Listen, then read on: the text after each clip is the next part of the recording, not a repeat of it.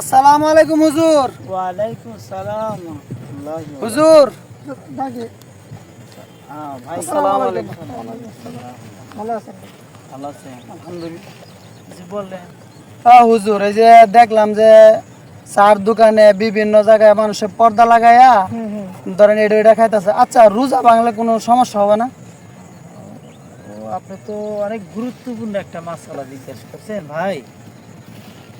কি বলবো আর দুঃখের কথা, সারা বাংলাদেশই এরকম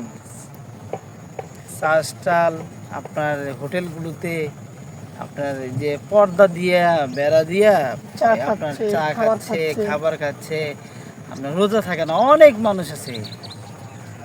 যদি এই রমজান মাসের এই একটা ফরজ রোজা যদি কেউ তরক করে, একটা ফরজ রোজা যদি ভেঙে ফেলে, তাহলে সারা জীবন যদি রোজা রাখে তাও কি একটা একটা রোজার হক আদায় হবে না। এত গুরুত্বপূর্ণ কাজ মানুষ একটা রোজার এত অবহেলিত মনে করে। একটা রোজার চিন্তা ভাবছেন কি, একটু চিন্তা করছেন?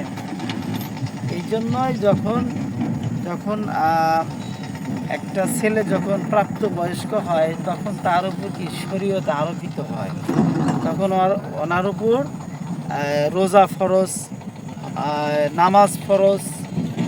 এই বিষয়গুলো আমাদের খেয়াল রাখতে হবে ভাই। যারা বোঝে না, আমাদের আত্মীয় স্বজন, তাদেরকে আপনারা কি করবেন?